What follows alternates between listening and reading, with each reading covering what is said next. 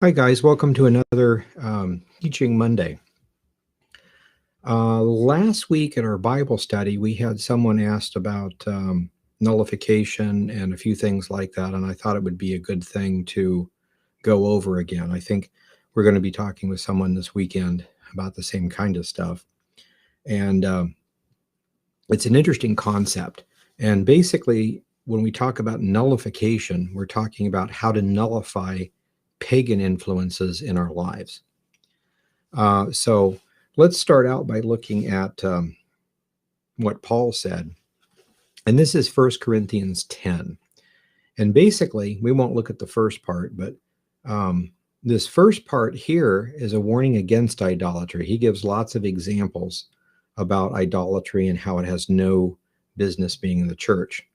When you get down to this bottom part, it basically says that the idol isn't anything in particular, but you don't want to be practicing idolatry. So in other words, if someone invited you to come to a Buddhist temple and celebrate a certain Buddhist holiday where they sacrifice a calf and cook it and you get a steak and that kind of stuff, friendly type thing, the answer would be no, because Christians don't participate in pagan rituals. It's forbidden. And that's what he's saying here. You can't sit at the at the table of Christ and the table of Belial at the same time. So the things that the Gentiles sacrifice to the devils and not to God. So he's talking about that, and that makes it very, very clear we don't do that. So, but at the same time, then he goes into the other part of this. So what is nullification? So basically, most people look at things as being it's either godly or it's pagan. And there's actually a three-tiered system. It's either godly, secular, or pagan. And what you're wanting to do, you can't take a demonic thing and make it godly. But you can nullify the demonic part and make it secular. So let's see what he says here. We don't participate in pagan rituals. We don't go into a temple and do anything. But what about the pagans that are all around us and the things that happen? You go over to a friend's house and they have little idols in their home, if they worship Diana or Zeus or something like that back then. So he says in 1 Corinthians 10, verse 23, all things are lawful to me, but not all things are expedient. All things are lawful to me, but some things don't edify. So let no man seek his own, but every man another's wealth.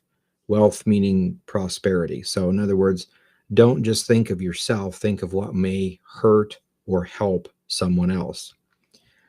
He says, whatsoever is sold in the shambles, eat, asking no question for conscience sake. Now, many people, and I remember going through seminary asking professors, what in the world is a shamble? And the only thing I got was, it's kind of a meat market. Well, you don't sit down in a meat market and eat, though. It's be more like a restaurant or something. So there's this kind of confusion on what we're talking about. Something sold in the shambles. Why wouldn't I eat it? What is a shambles? We'll come back to that in a minute. But Paul is talking about something that's quoted in an ancient Jewish work called the Avodah Zarah. And we'll get to that. So whatsoever thing is sold there, eat, asking no questions for conscience sake. For the earth is the Lord's and the fullness thereof. If any of them believe not, pagans, bid you to go to a feast at their home, not in a temple, and you're disposed to go, you're friends with them, you might try to witness to them, eat whatever is set before you, asking no questions for the sake of conscience. Okay? So, and this is the point. If I was to say, I have to ask a question first. Was this steak sacrificed to Zeus? I'm giving attention to Zeus. Why would I care? Well, if I eat it, Zeus is liable to zap me. It's almost telling the pagan that you believe Zeus is something. The opposite, or the proper thing to do, is to nullify it. It's like, I really don't care. It's a steak. What's the difference? Now, we're not going to participate in a pagan ritual because that's forbidden. But if I go to a friend's house, where did he get the meat? Where did he get the plates? Where did he get the table? I don't care. It's just common now. It's not being used for a pagan ritual in a temple. So, like, for instance, if you were to go into a pagan temple and take a sacred bowl and put some cornflakes in it and some milk and start eating it, they would consider that blasphemy. You're taking something they consider holy and using it for secular things. So that nullifies the bowl, basically. So the whole consensus is, in that case, don't even bother with it. Don't ask, because you're giving an idea or this fake concept of this God is some sort of reality, except there's an exception.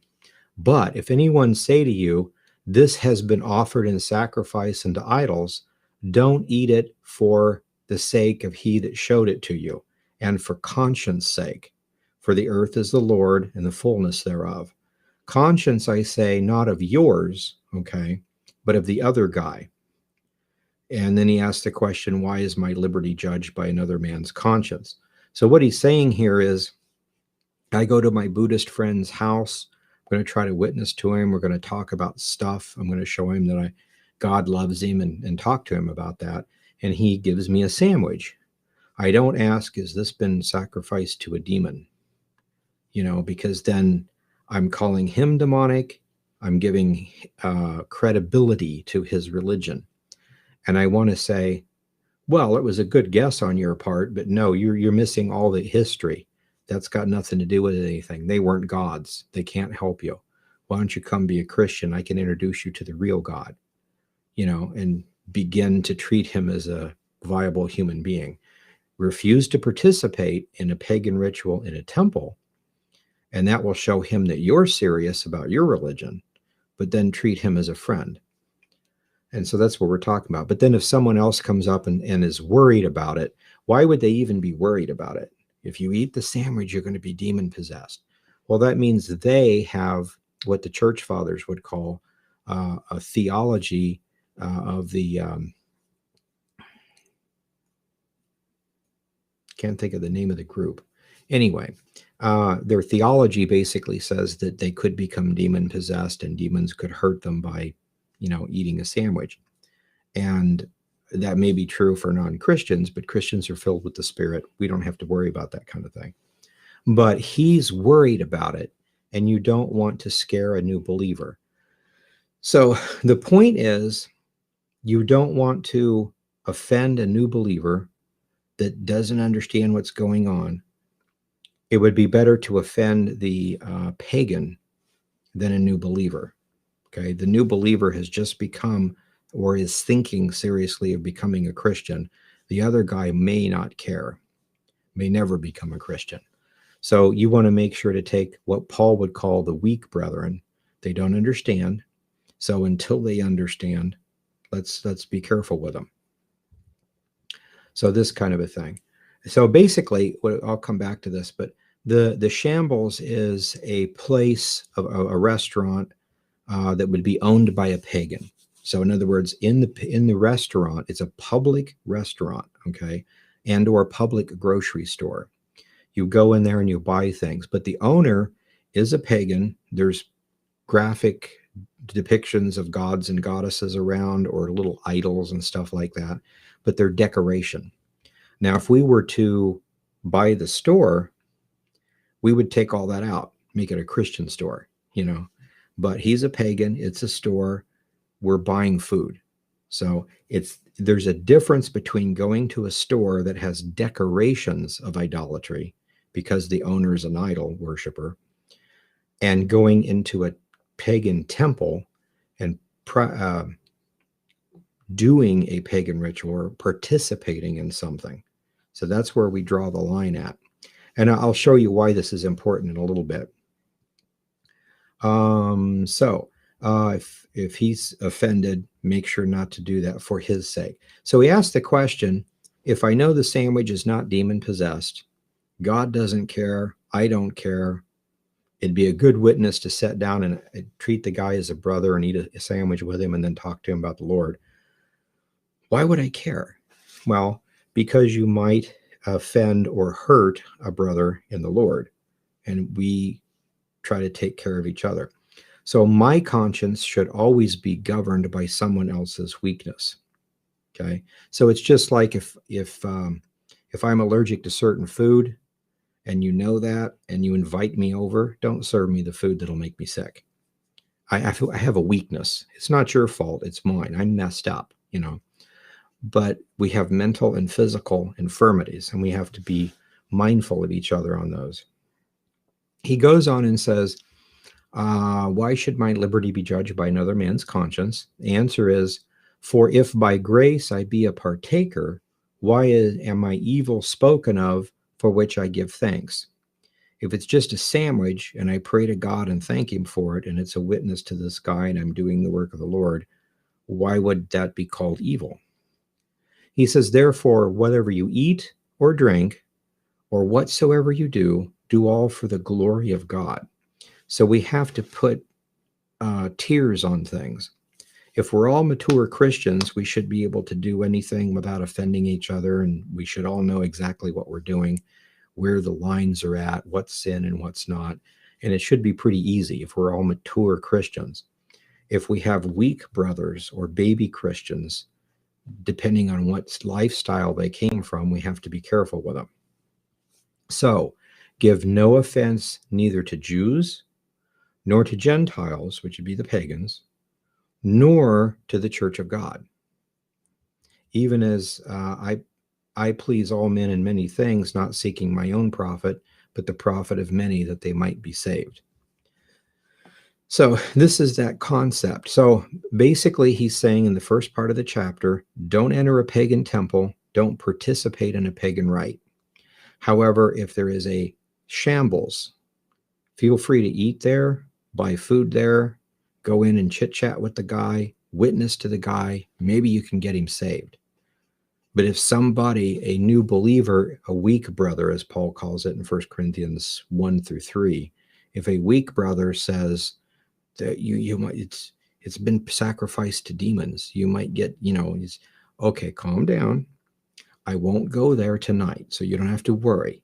Okay, I'll cancel. Okay, but you and I need to talk. You don't leave the weak brother in false theology. You need to come and say, okay, I'm not going, therefore I can't get killed. Everything's fine. Come over to my house. I'll cancel, but you come over to my house. We're going to take care of this once and for all. We're going to explain how things work so that you're not scared. I want you, I'm your brother. I'm going to take care of you. So that's what we should be doing. So along this lines, let me show you another thing, or how this works exactly. So the concept of the shambles, the concept of pagan temples, and those things. You've probably read all through the Old Testament about Asherah groves, or Asherah poles, or Asherah trees, things like that. Some people, they're called Pan-Babylonians. They think everything is pagan, and they don't understand that some things are secular, okay? And the concept of nullification, which is what we're going to talk about. So let me show you something. Ways back, I wrote a book on the modern, ancient origins of modern holidays. And in one section in there, I'm covering Christmas and different things. Since a lot of people think a Christmas tree is an Asherah tree, as an example, I went ahead and researched it. And this is what's really cool, because maybe you're on that line, you have a family member that says, I don't see a problem with a Christmas tree. And someone else says, well, it's pagan. Well, how do you know it's pagan? Because it's a tree. You decorate it. It sounds kind of like that. Well, if it sounds kind of like that, maybe it is. How would we find out once and for all what it is? So let me show you. Here is a picture from that book. And this is what an Asherah tree or an Asherah grove is. And sometimes it's translated an Asherah pole. The Asherah pole is actually the idol. And as you can see right here, this is a representation of Asherah from several statues that they found. But the concept is Asherah was an earth goddess, a mother goddess. And the concept is you don't want to chop down a tree because that would kill it. It's a nature type religion. So what they would do is dig a hole, go into a cave, something that's natural for Mother Earth and have their Asherah idol. So if they would plant trees to become Asherah trees, they would plant not just one, but multiple. And as you can see here, the concept is you've got 4 or 5 trees fairly close together, depending on what kind of tree it is. You let them grow up, and then you shape the branches so that they connect to each other, and it forms this really big canopy. So now you have a canopy for the idol, okay? And so this concept is, these are Asherah trees. So the idea is you're walking through the forest, and there's lots of trees, and you come across, maybe the idol's not there, but you come across these trees that are formed, and you can tell that it's man-made. They've intertwined them, and maybe there's decorations and stuff in there, however they decorated it, and you can tell, oh, this is an ancient Asherah grove. So the concept is that you nullify it by destroying it. You don't have to destroy the trees. You have to put the trees back to where they normally would be. Go ahead and prune them so that they're not together, so there's no canopy. There's no place for the idol. Now, anciently, they always said if you find an idol, you're supposed to destroy the idol so people can't worship it. So that's fine. And there's a lot of laws about this, but it's really interesting to see. But you don't need to destroy God's trees.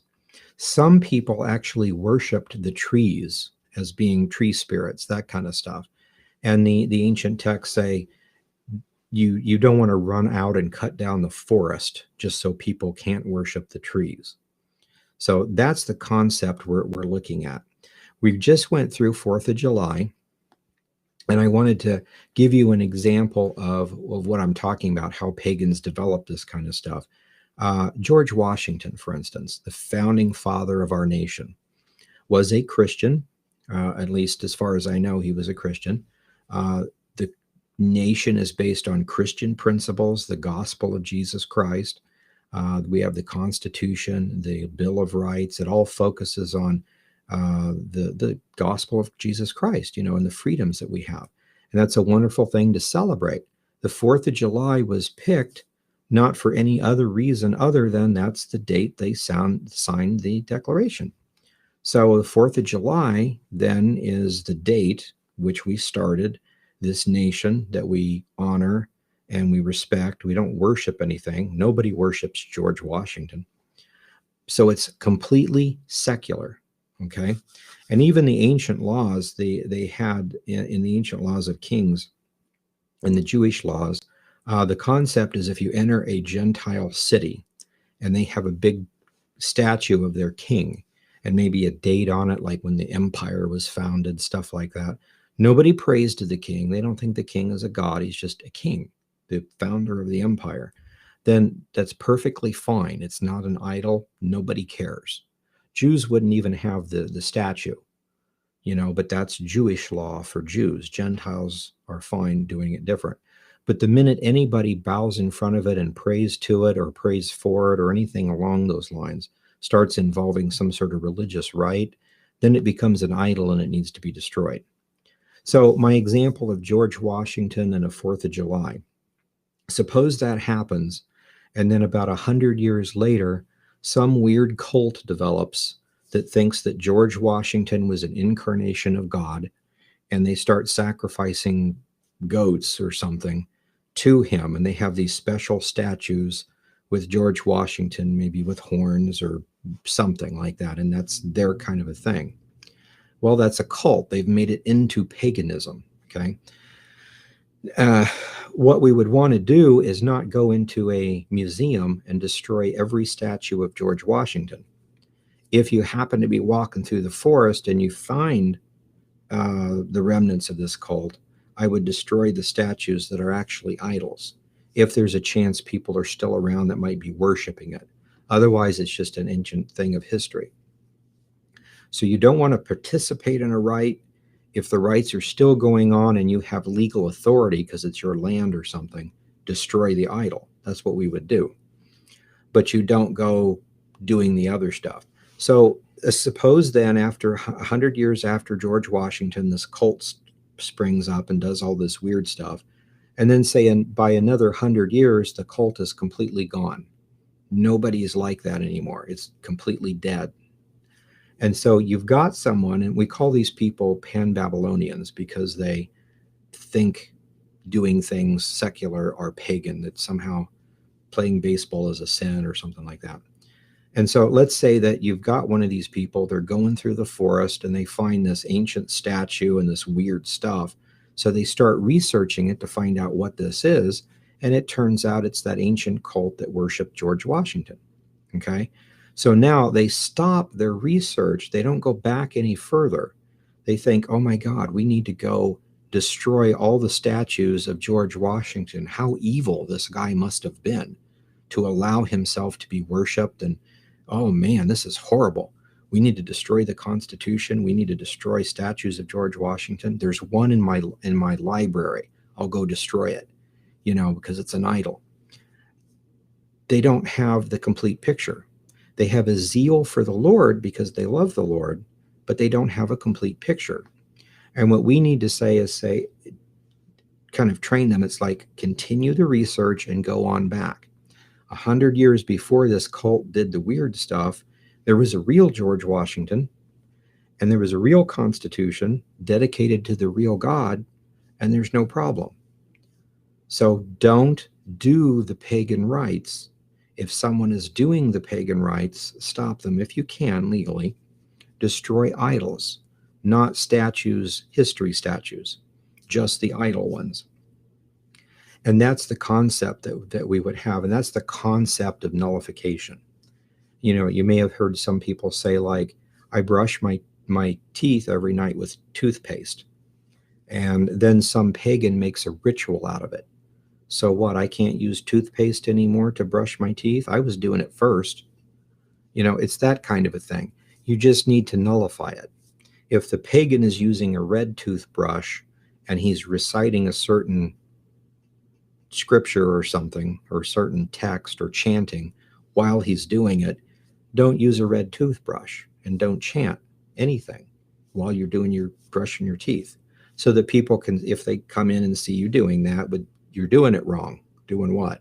The ritual. I'm not doing the ritual. I'm just brushing my teeth. Oh, okay. So that people know. So there's this thing called, again, we talked about it, but there's this thing called the Avodah Zarah. And I want to share with you a little bit about this. This is interesting, and this is the section on the Asherah trees. This is just one example of many that talks about these kind of things. So in this section, I'm talking about Christmas. I get into Christmas trees, and I say some people try to say that Christmas tree is an Asherah tree. Well, they're both trees. They're both used in a kind of a ritual. So they might be similar, or even if they're not exactly the same, it might be something that we shouldn't do, or, it's a legitimate question to ask. So the first question we want to do is, what is an Asherah tree? Where do we get this idea from? What do we do if we find one? This kind of thing. And again, it's the ancient texts talk about this. It's not one tree. It's a group of trees to make a living canopy or sanctuary for the idol. It's a Mother Earth thing. So if I was to cut down one of these trees and take it home and decorate it, they'd be really ticked off. I'm desecrating their sanctuary. It's a living tree, and now I've killed it. Also, think about it this. If we got worshipers of Asherah, and I take one of their trees and I take it home and I put Christmas tree on it and decorate it the Christian way, instead of saying Hail Asherah, it says, praise be to Jesus Christ. That's going to be, as far as an Asherah worshiper would be concerned, that would be sacrilege. Okay. So I've nullified it. It's no longer good enough to be an Asherah tree. Number one, I've killed it. Number two, I've made it into something Christian or pseudo-Christian or whatever. I've messed it up. So at that point, it's nullified. Okay. So let's look at this. In the Mishnah, there's a section called the Avodah Zarah. It means foreign worship, basically. And it's got a section about all sorts of different kinds of idols that they worshipped and how they did things. It talks about there's 3 kinds of Asherah trees, and you do different things with them. So, and they do this with idols and houses and stuff like that. There are trees that are specifically planted for the worship of Astarte or Asherah. There's a tree that grows wild but then is pruned and kept pruned for an Asherah tree. And then there's a tree that's grown wild and someone just put an Asherah idol under it. So those are the examples they give. So if this was just a tree and somebody put an Asherah idol under it and you find it, you destroy the idol, you don't bother the tree. With the idol gone, it's no longer an Asherah tree, it's just a tree. If I pulled Asherah out and put a baby Jesus under it, it might be a Christmas tree.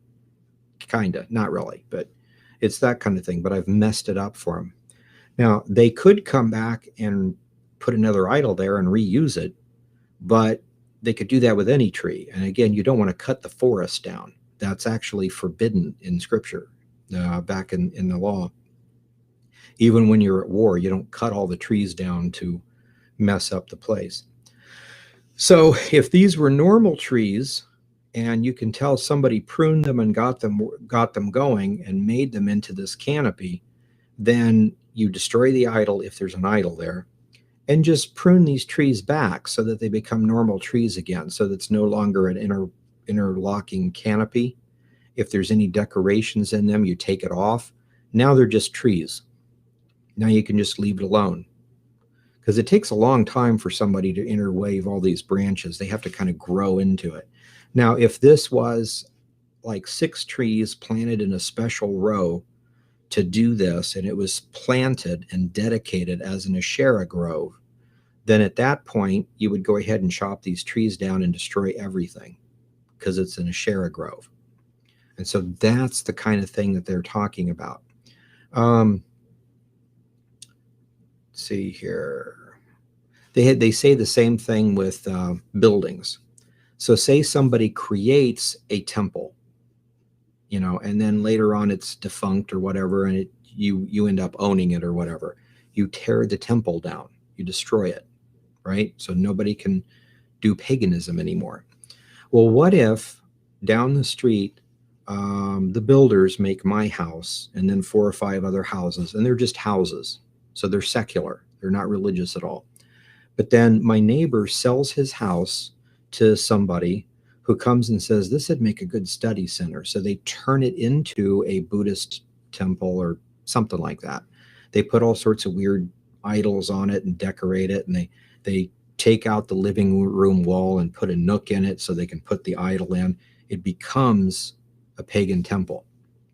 Now, if he dies or moves away, nobody pays him any money, so he closes it, whatever, and he sells it. You don't have to destroy that, because it wasn't created to be dedicated as an Asherah tree or an Asherah temple or anything like that. The concept is you put it back to the way it was. You take out the nook, you destroy the idol if it's there. Go ahead and put the walls back, take off the decorations. Now it looks like any other house. It's back to being a house. There's no reason to destroy the house. It's just a house, but you want to destroy the idols. So they make it very clear in this kind of stuff when you're supposed to do this and when you're not. Here is a section of the Avodah Zarah 3:7, and this is a section they're talking about Asherah trees. He says, what is an Asherah? Every tree that has idolatry below it. So it doesn't matter how it's done. If the tree has an idol under it, it's an Asherah tree or an idol tree. Okay? And it's also every tree that's worshipped if they've worshipped the trees. But again, you don't cut the forest down. If they just worship spirits and they don't bother God's creation, you don't destroy God's creation. Okay? So it's the same thing. If somebody started worshiping hamburgers, I'm not going to stop eating hamburgers. If I know they do it in a certain ritual way, I will eat it backwards. I will do something totally different, so everybody can see I'm not one of them. But I'm not giving up my hamburgers. They're God-given food. I like them. I was here first, And if we think of it that way, God, Adam, Noah, we were all here first. Pagans are the ones that get confused and worship rocks and things like that. So I'm not going to get rid of all the rocks in my rock garden because someone else made a Zen garden out of theirs. Well, that's their stuff.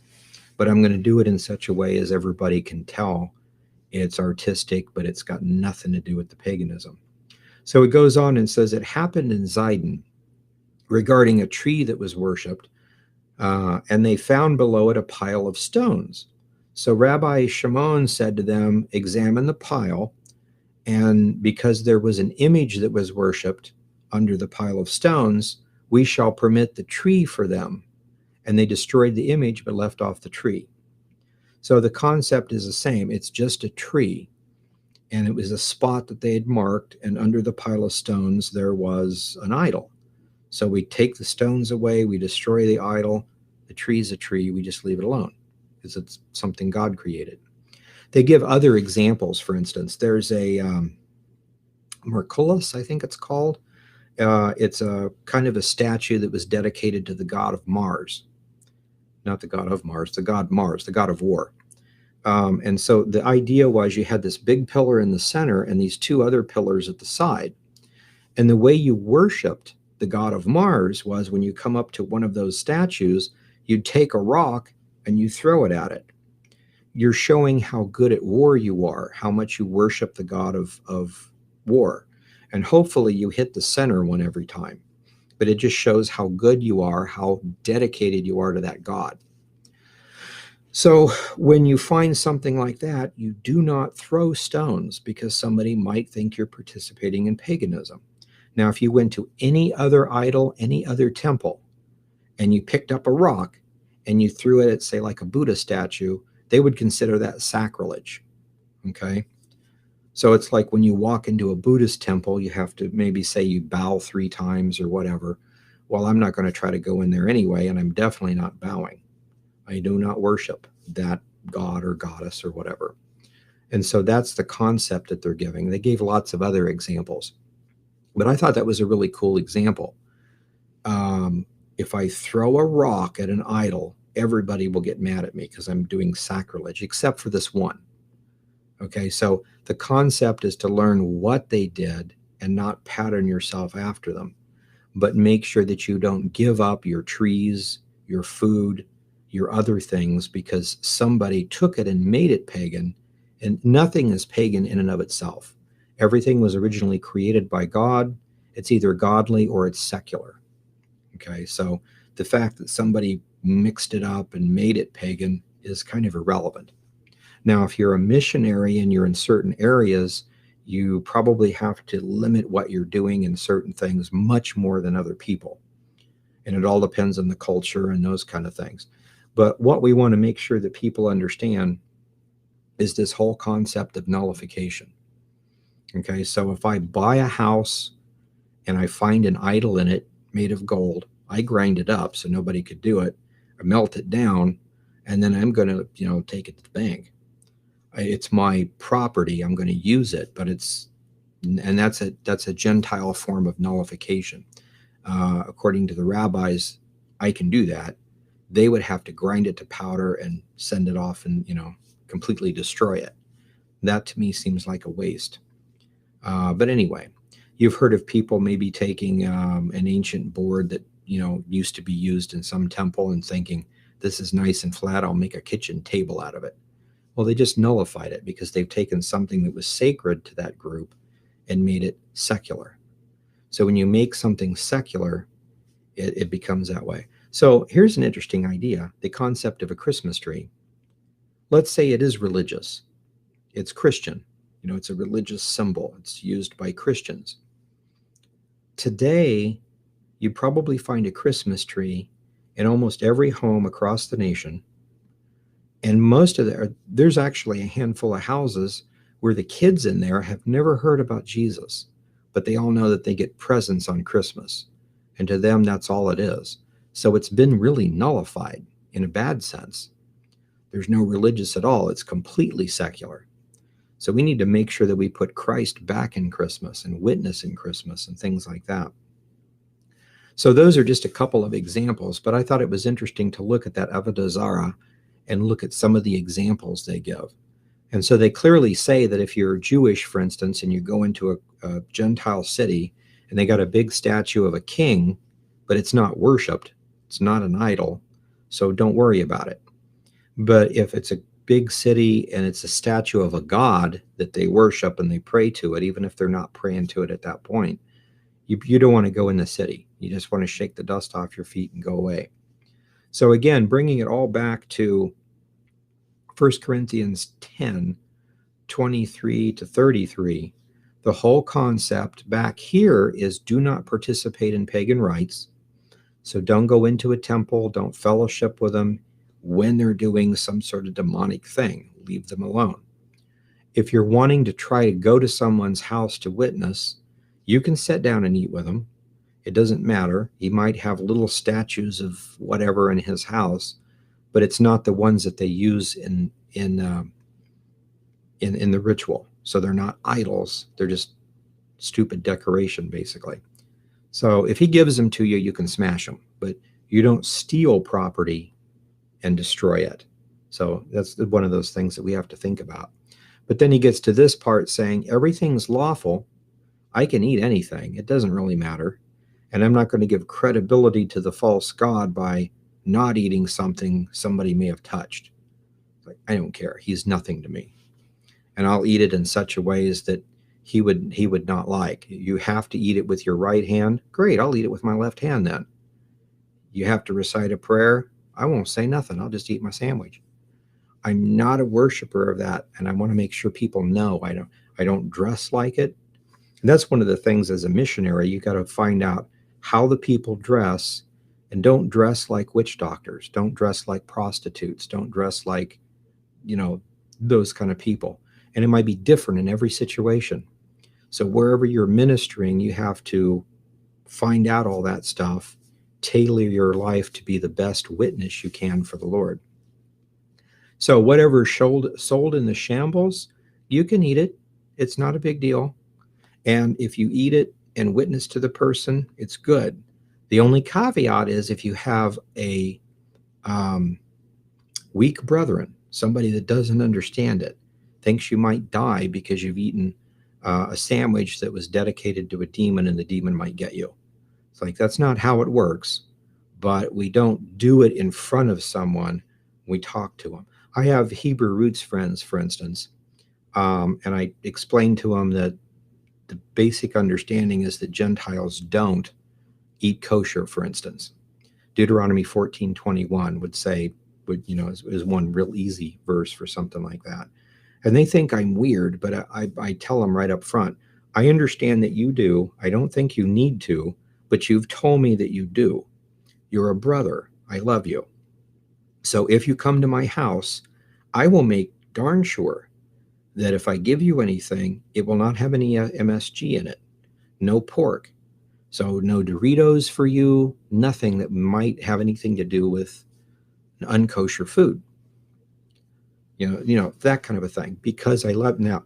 But I want to be honest with you as a brother. As soon as you leave, I'm going to go eat a bacon cheeseburger. You have to know that I'm not following that because I'm Gentile, but I care about you in the Lord. So if you want to, I would love to sit down and talk with you and show you the scriptures where we're getting this, and then you decide for yourself. But know that I'm not going to cuss you out. I'm not going to turn you away.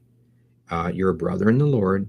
It's just that Paul would classify you as a weak brethren, and I would really like to make you a mature brother. So whenever we can, we can do this. So this is that whole concept. So don't give any offense to Jews, Gentiles, or the church of God. So be careful in all those kinds of things. So at this point, I'll go ahead and stop for tonight's teaching.